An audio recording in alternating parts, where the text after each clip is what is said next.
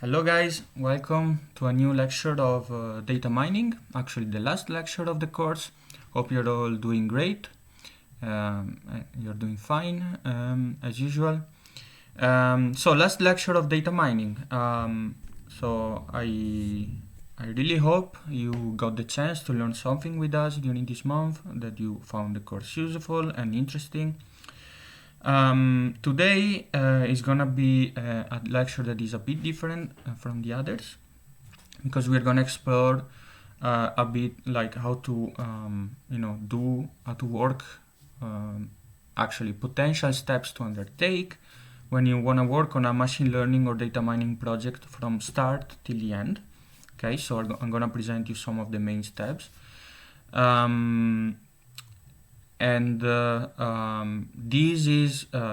This shouldn't take too long. This is not going to be a very long lecture. Actually, today was supposed to be the lecture on this plus the lecture on cross-validation in practice, which I already uploaded about 10 days ago. So today is gonna be only this part of the lecture, and then you're free. Well, not data mining free, because there is still the final assignment, and concerning this, I have a small communication immediately after this lecture. I'm gonna upload on Canvas the text of the assignment, the PDF file, with the instructions, and you will see the assignment consists of two parts, one practical part and one more theoretical part. In the practical part, you will be asked to analyze a data set. In the theoretical one, you will be asked to answer some questions on methods that you have learned during these months.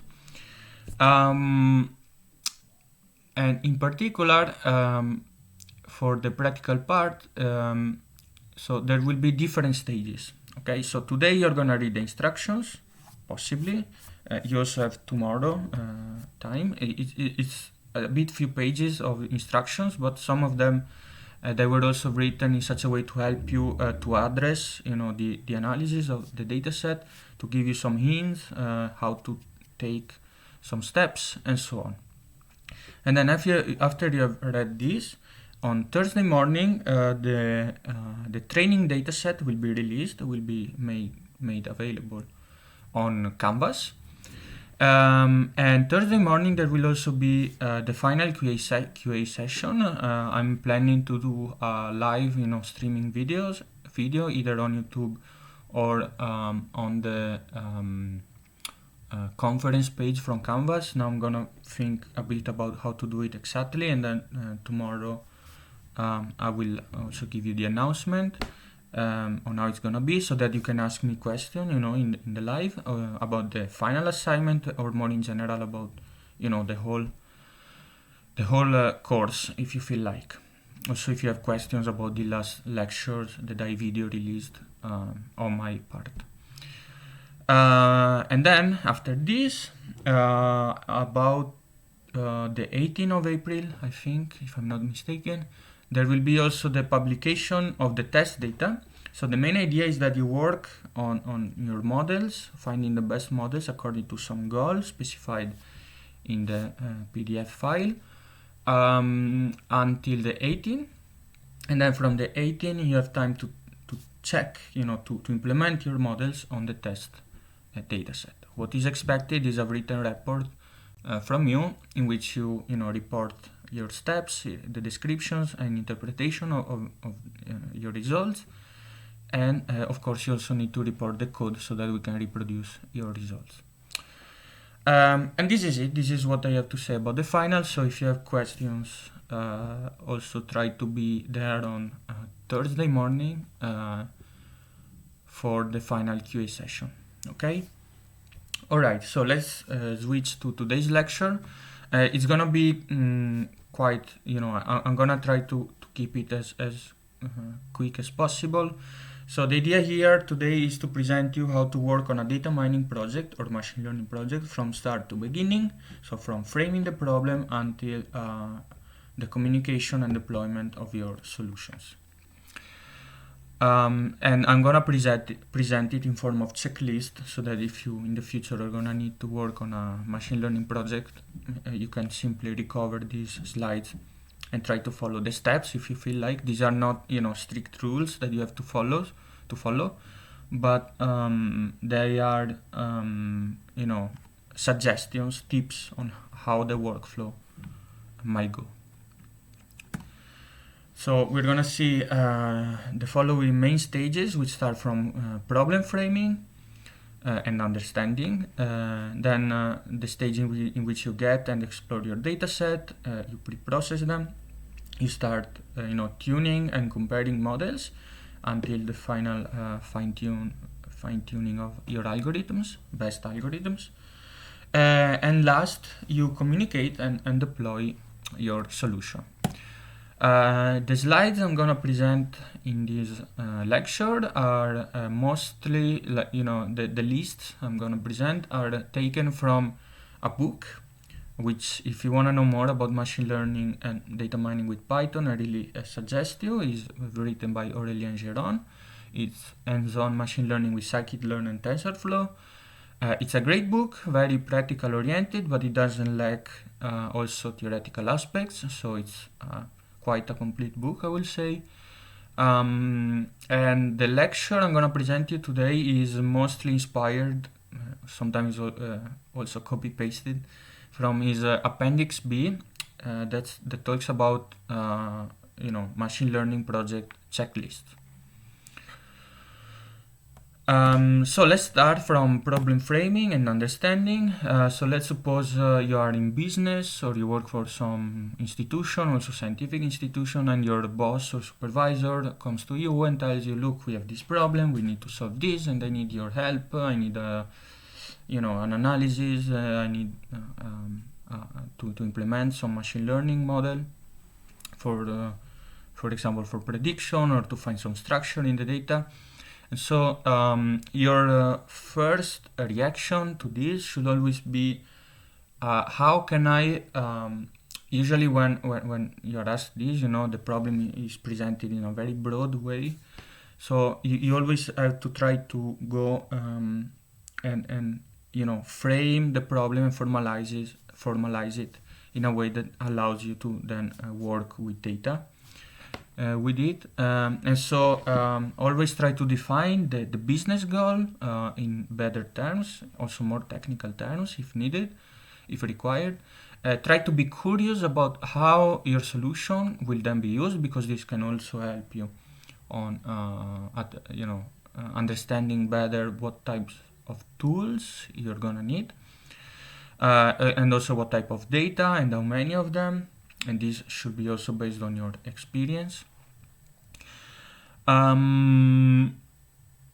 are the how do you set the problem? So is your boss asking you for a supervised or unsupervised learning method? If it's supervised, is it regression? Is it classification? If it's unsupervised, is it clustering? Is it dimensionality reduction? And so on.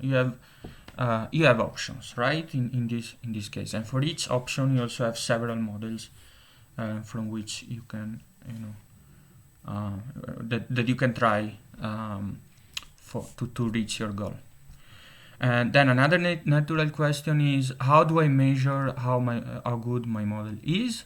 And so sometimes it can be that your boss tells you, look, we need to reach 95% accuracy. Other times it doesn't tell you anything, so you have to come up with your own, score or loss function that you want to use to assess model performance, which should also be related to the type of problem you're solving. Okay, we have seen some of these some of these measures, metrics. Especially in the beginning of the course, we have seen metrics for regression, such as the mean square error or median absolute error. We have seen measures for classification, like in binary classification, we can use precision recall, accuracy, of course, confusion metrics, the precision recall curve, the specificity and sensitivity of a classifier, AUC, and so on. So we have seen a lot of measures, and also multi-class classification, the confusion metrics and accuracy again, also the weighted F1 score, for example, and so on. So you have options, right, for this. And also it is important to know whether you can count or not on the help of domain experts. So on people that know the problem that you need to, that you're gonna explore, and that can help you to and give you suggestions about some of the steps you need to take. And this can be useful, especially I will say, in the data exploration and data pre-processing stage. And we're gonna see this in a while also. Okay, so we have framed the problem, we have understood what type of setting, on what type of setting we need to work. The next operation is to get our data.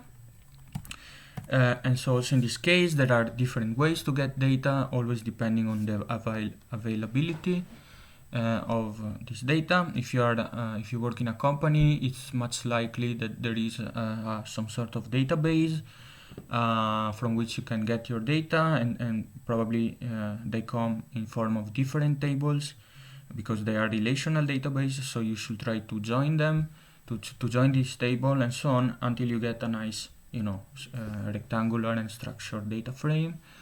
In this course, we have always assumed that data was already, prepared for analysis. But of course, in practical context, this is hardly the case. If you are in science, it's much likely also that you should collect the data yourself in form of observations, in form of interviews, in form of experiments, and so on. Other types of more unstructured data which you might end up working with are, images, audio waves, if you work, for example, with speech recognition and sounds, and so on. In any case, you should always be able to convert, this raw data in a way that becomes that you can manipulate it easily, so that you can apply transformations on this data, pre-processing methods, models, algorithms, and so on. Then we haven't talked about ethics also too much in this course, but you're gonna have some course in your data science program about this. So especially with this new European regulation, it is very important that you protect sensitive information, either by, for example, anonymizing your data or by completely deleting sensitive information. Then another natural step that comes once you have your data set is check the type of data you have and the size of your data set. And if you remember, one of the things I've always told you since the beginning of the course is try to always, in the beginning already, try to take, a test set, randomly sample a test set, also stratified in case of classification, and set it apart. And don't look at it until you're done with model tuning and model selection, so that you can, in the future, once you're done with other operations, you can have a honest idea of how your method, the model you selected, actually performs on a new fresh set of data, in such a way that you can get a good idea of generalization performance. Okay, and the size of this test set should always depend on the size of your, of course, original data set. Okay. Good. Now let's switch to the next stage. It's data exploration that we have already discussed also during the first part of the course, actually in one of the first lectures, in the data preprocessing lecture, if I remember well. And this is one of the stages in which the help of the domain experts can be useful. And the idea is do data exploration and also data preprocessing with a copy of your data rather than the original data set, so that you can apply, transformations. You can subsample if necessary, if the data set is too large, has too many observations.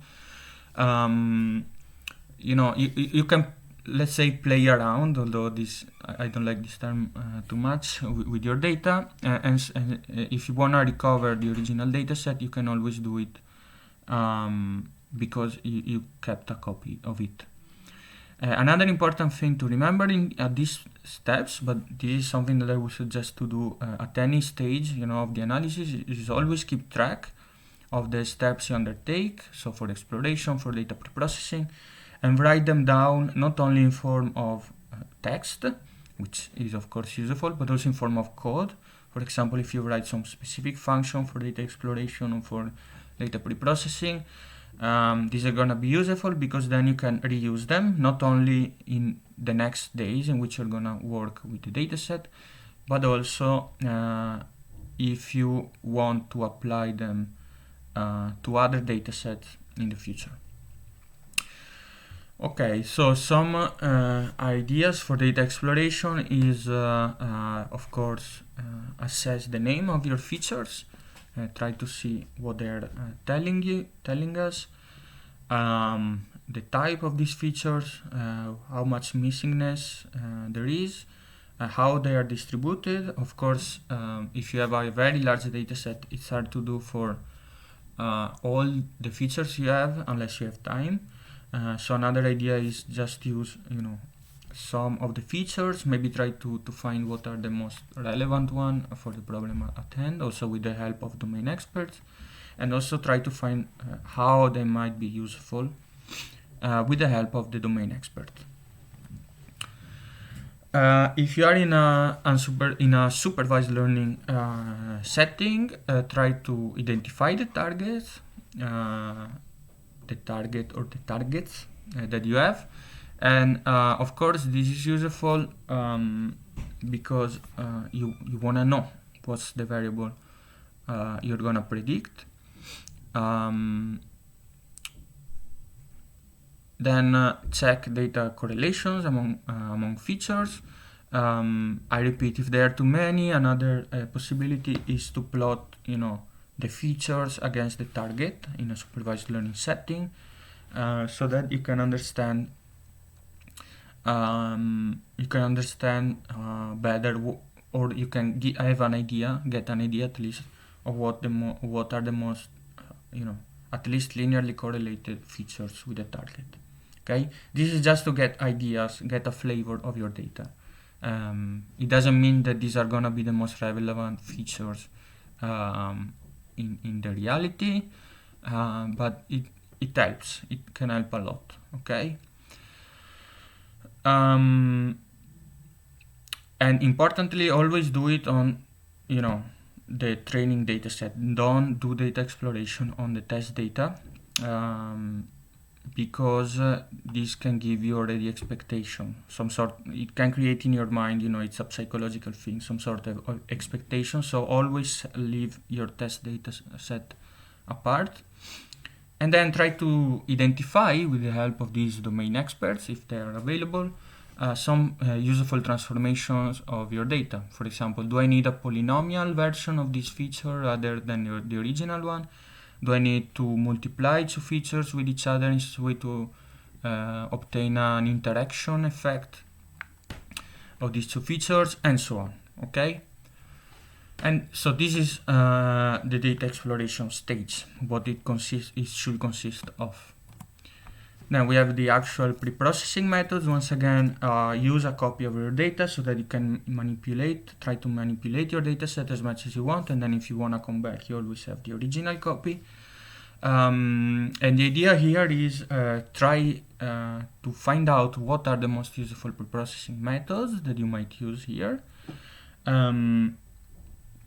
But then, as you might remember from one of the last lectures on cross-validation in practice, the actual data preprocessing methods are implemented in the next step by chaining them with pipelines, for instance, with the proper estimators, because you should create a unique object that is then cross-validated, and this object should include the data preprocessing methods and estimators, for example, in a supervised learning case. So this is how the working flow should go, So some possible preprocessing methods that are useful for your data are the ones that we have discussed in the beginning of the course already. So it can be data cleaning, also check for outliers if you feel like, but this is a very delicate step, and you should make outlier detection. I would suggest if you know well your data, okay? If you are aware that there are actual outliers in your data. Then check for missing values, okay? Try to understand how to treat them. Should I impute them with simple imputation, like mean imputation? Or should I impute them with a more, model-based method, such as k-nearest neighbors, for example, and so on. Then we have feature selection methods. So try also to check whether there are some features that might be removed from the dataset. I repeat, here we are still in a kind of exploration stage. Then actual feature selection should happen when you cross-validate your model, and once you have found the best setting, then you can include, if it's necessary, the feature selection step also in your final pipeline, okay? So that you can try it on the test dataset. Then we have feature engineering. And so also this is a step useful, as we said already in during data exploration, with domain experts. So should I use logarithms of my features, of some of my features? Should I take a sum of two features or divide them, and so on? Okay, so combining features.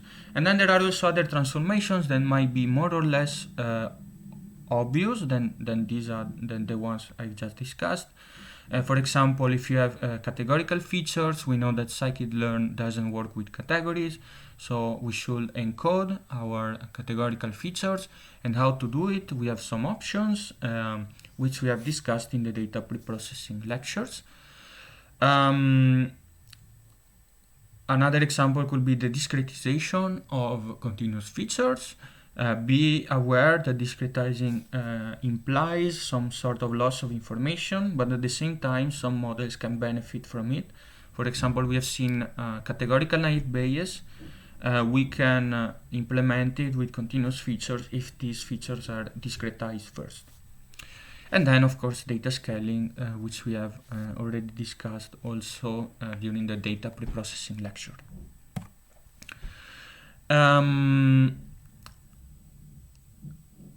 Okay, of course, I repeat what I said during the data exploration step. Always write down the functions that you are gonna use for your data preprocessing methodologies, for several reasons, among which is you can reuse them for other datasets, so for other problems in the future, or you can even just slightly modify them if you need them for other purposes.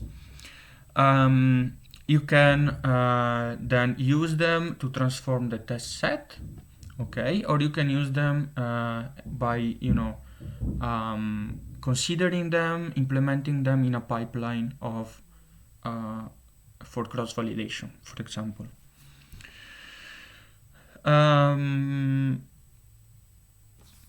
Okay, and this is the preprocessing method stage. The next one is starting to consider your models, okay? And so at this stage, what you can do is try to find a set of initial models that you want to test, that can be also very different from each other. Some set of linear model, if you are in classification, naive Bayes, k-nearest neighbor, neural network, trees, and so on, okay? So make a list of some models you want to try. And just to get a flavor, once again, of what's the general performance of this model on your dataset is, start, running them with cross-validation. You don't need to tune them well now. You can also just use a set of 2 or 3 hyperparameters whose values in the grid that you want to tune are far apart from each other, just to see how these models work under, for different order of magnitudes of the hyperparameters. You will consider, you could check if the model allows the feature importance, for example, the regression coefficients of a logistic regression problem. You could consider the most important features, also to get an idea on what features work well or are more predictive of the target and for what type of models. Maybe linear models will find out that feature A and B are more predictive than feature C and D, but boosting or random forest or neural network or any other model that's nonlinear might find out that feature C and D are more predictive than A and B at predicting, the target, the class, or the continuous target you have in your model. An useful step to take is also analyzing the errors that the algorithm makes. So if you are in classification, you can see what are the misclassified units, what are their characteristics, and trying to understand why the model is misclassifying them. It can be that they are outliers, that they are noise, or that they are, who knows, maybe they come from a different distribution, and so on. In regression, this could be, the largest error, okay, made by your model. And then, given the results at this step, you can optionally refine your features, okay? Try to transform them in such a way to see whether when you repeat this step, because this is an iterative step, whether, for example, the logarithm of a feature is more informative than the original version of the feature, and so on, okay? So try to play around also if you feel like. I repeat, this is an optional step. Try to play around also with this type of tool. You can also make a small feature selection step also at this point. Then, so the steps 1-5 that I presented here, you can reperform them a few times. Okay, here I say a couple of times, but it can be more, it can be less, it can also be that you don't need to repeat them. Varying some hyperparameters if you desire. Not for model tuning, but just, the goal here is try to pick the 2, 3, 4 best models that you think are the most useful one for your problem, and then discard the others, so that in the next stage you can focus better only on some of the models and data preprocessing techniques. And so once we are done with all these first step of selection, okay, in which we are making a short list of promising models, we switch to a more detailed tuning of the algorithms we have just selected. And now it's time. I mean, you can use the original dataset and not its copy, because maybe you have modified the copy, you have preprocessed it, and so on. So now you really want to use the original dataset. Of course, try to retain all the possible information you have. Once again, if the dataset is too large for your machine, then the best option you have is always to take a subsample, but try to avoid it. Try rather to parallelize your methods, if it's possible, to speed up computations.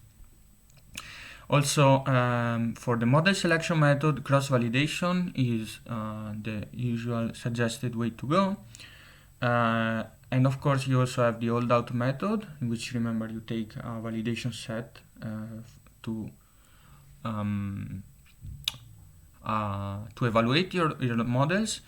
or your pipelines, but this is recommended if you have more, if you have a large training set, and so that the validation set you can sample from it can be large as well.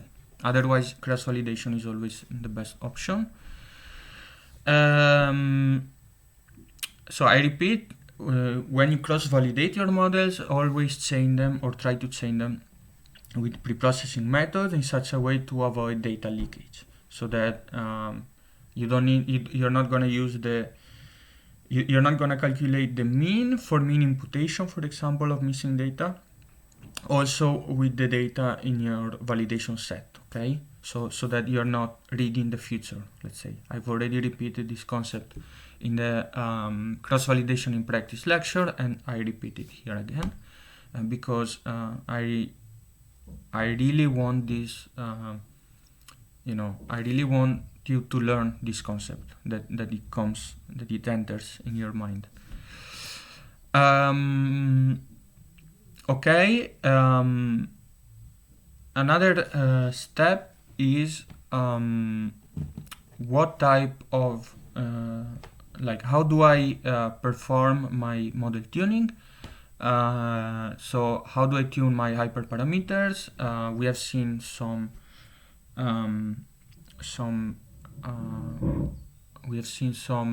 methods during the course. So we have seen random search and grid search, if you prefer automated methods. And in general, the concept that I've always been telling you is try to prefer random search whenever you have more than 3 or 4 hyperparameters, okay? While if you have less hyperparameters that are easier to tune across which you can, and that you can search across, all the possible range of values that you specify, then you can go with grid search.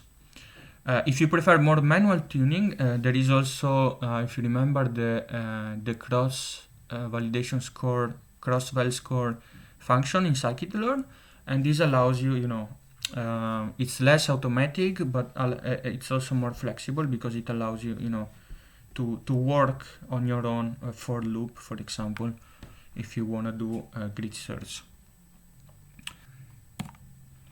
Now, another set of models that you could try, either at this stage, but it can also be at the previous stage in which you found you were finding a list of promising models, are ensembles.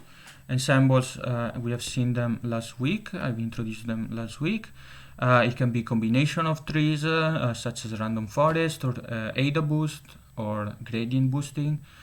It can be stacking, it can be voting. Don't put boundary to your fantasy. You can really try all the combinations you want, as long as you are able to motivate them and give a sense to what you're doing. Remember this then also for the final assignment. And ensembles, you should expect some sort of improvement also in the performance of your models with ensembles. Although, if you remember the no free lunch theorem we have discussed in the beginning of the course, there is no free lunch, so it means that there is no universally better method than others for all datasets, but it is always dataset specific, right? So it can be that even logistic regression works better than boosting for some dataset.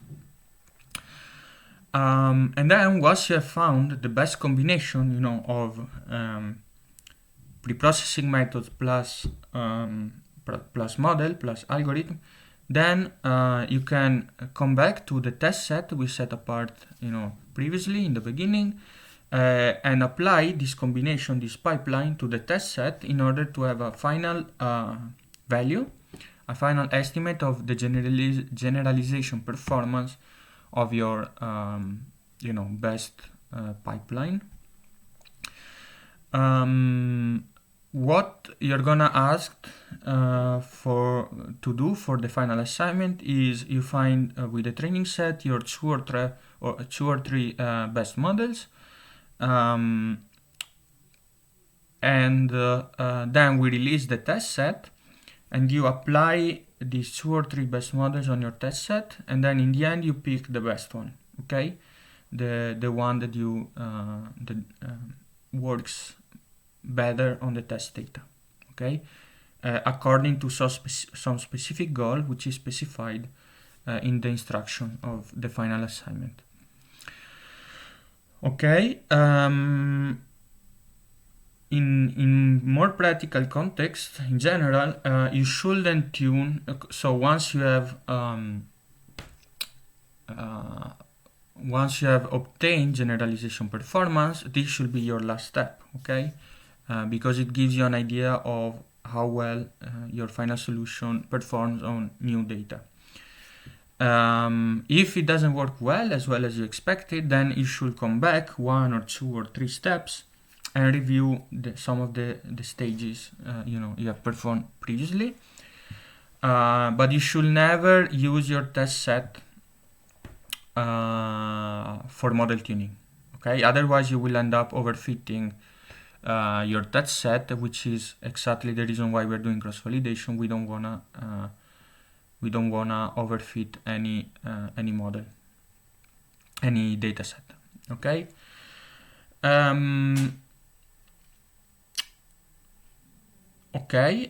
If for the final assignment in particular, what we're gonna give you is a few days between the release of the test dataset and the deadline of the actual assignment. And the reason is we wanna still give you some chance of improving your model if you feel like for the final. But always remember not to use the test data for model tuning, and if you do this, it will be quite clear from the code you're gonna put on your report, so that this is cheating basically, and so you're not gonna get grades from it if you do that. So yeah, okay, so we're gonna trust you on this. Don't use your test data for model tuning. Okay, I repeat, if you do this, it's gonna be evident from your code, so it is not worth doing it anyway. And then last, once we have our final solution, it's time to communicate it. It can be either in form of report, as you're gonna ask to do for the final assignment. It can be in form of PowerPoint, slides presentation. You can write a documentation of the steps you have taken, so that also other analysts can try to reproduce your analysis, for example. Explain how well the solution is able to achieve the business objective, and maybe also what is missing, what is lacking, some limitations of your presentation, so pros and cons. So try to be as honest as you can when you present your data. What could be improved? What are the assumptions made by your model, for example, or by your your whole workflow that might be a limitation of the results, and so on. Then highlight the key points. For example, if your model allows for feature interpretation, always try to interpret your model and say, okay, this feature is the most informative one for predicting the target, okay? And this is actually also what you're expected to do for the final report. You're expected also to interpret the results also of your model, okay? And we have seen some ways to interpret models during this course.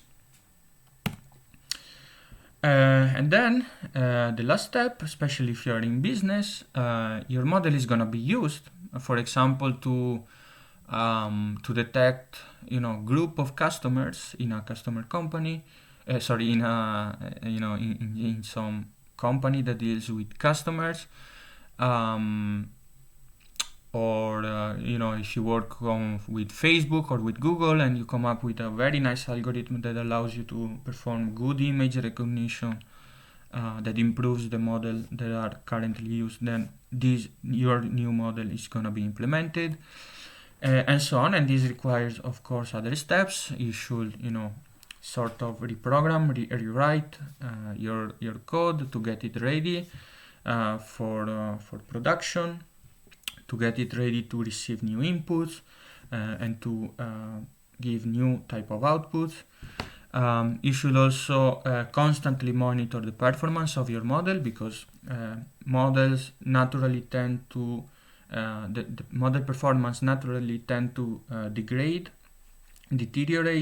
with time, because maybe the data distribution changes even just slightly, or because maybe you have new type of information that you need to use in your model, and so on. So it's always good to control and monitor both the model performance over time and also the quality of the input. If there is some new information, if the distribution of the data, for example, has changed, and so on. So a way to also to improve on this issue, if this happens, is retrain your model regularly, also based on new data, and always remember to set some test data apart. And last but not least, you can use also your model's result to come up with new business goals, new business questions or research questions, and so start everything from scratch. For example, we have said before, you could communicate the limitations of your model. So maybe your boss says, what if we change this and that, so that we try to overcome these limitations or assumptions, and then and then the cycle restarts naturally. Okay, and this was it. This was the last thing, the last slide I had to show you. And in general, this is the last topic of the course I wanted to discuss with you. So I hope you also found this lecture useful. Especially, this is a very practical question, so I hope this could help you also to give you a bit more ideas on how to work on a project. So I repeat, tomorrow I should communicate on Canvas how the last Q&A session is gonna be held. It should be the conference tool from Canvas or a YouTube video. If you also have some preference, you can also contact me. Also, if you have more general questions about the course, about data mining, you can also use Thursday's QA session to ask me about it. As well as questions about the final. And this is it. So thank you for all your attention during these months, guys. It was an honor and a pleasure for me to be your teacher this year. I hope, I repeat, I hope you have learned something with us during the course. Especially the last part wasn't easy, switching everything into online lectures. So I really hope the quality of our teaching didn't get worse with these video lectures, but I still hope you could get the chance to learn something. And this is it. This is everything. This is all. Yeah. So the course is done. Thanks again for the attention, and stay safe, guys. And good luck with the final. Okay. If you have questions, we're gonna discuss them together on Thursday. Bye. Have a good day.